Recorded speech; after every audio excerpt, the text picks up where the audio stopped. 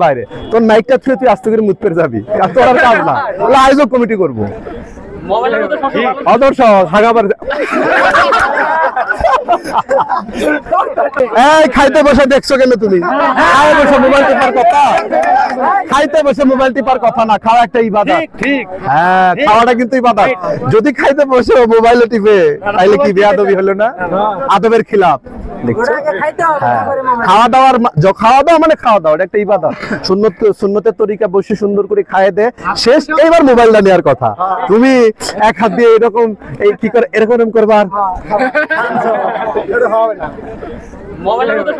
আদর্শ হাগাবার। দাওয়াত কিসের জন্য? মাটি ফেললার একটা ইয়ে আছে, বন্ধা আছে। বন্ধা দিয়ে কি করবো?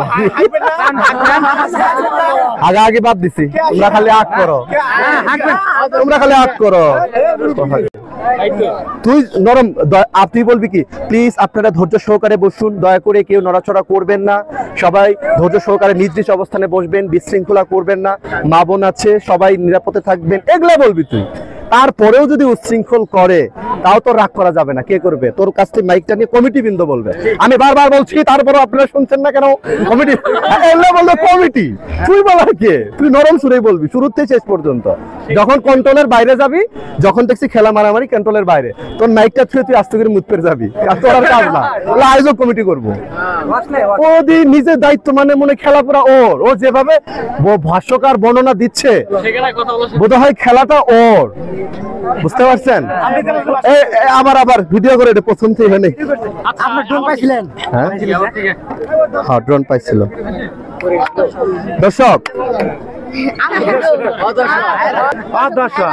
আমার বাড়িতে একটা তেতলের বন্দি আছে, দাওয়াত কিসের জন্য? মাটি ফেললার একটা ইয়ে আছে, বন্ধা আছে। বন্ধা দিয়ে কি করবো? আগে আগে বাদ দিছি, তোমরা খালি আগ করো।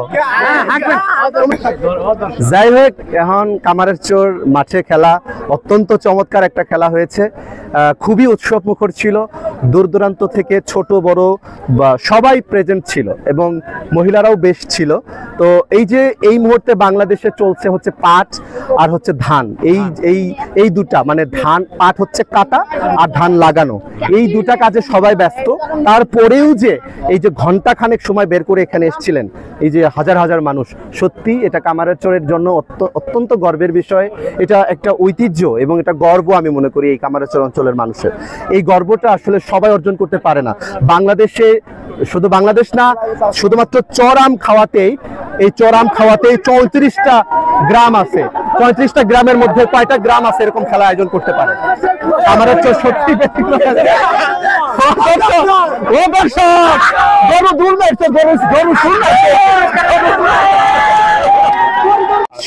এই শ্রেষ্ঠ দর্শক হিসেবে এই পুরস্কার পাওয়ার জন্য একজন দর্শকের কি কি কোয়ালিটি বৈশিষ্ট্য থাকা উচিত?